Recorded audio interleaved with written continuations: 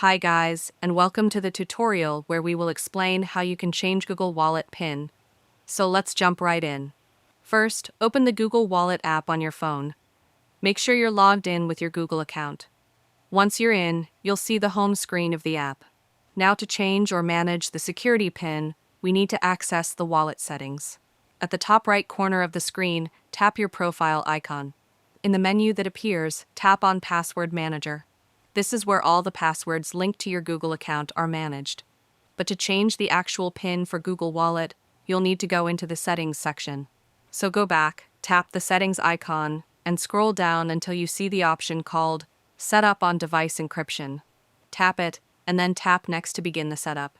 Here, you'll see that Google Wallet will use your phone's screen lock like your PIN, pattern, or fingerprint as the security method for unlocking wallet. So if you want to change the PIN, you'll need to change your phone's lock screen PIN, since that's what Google Wallet uses.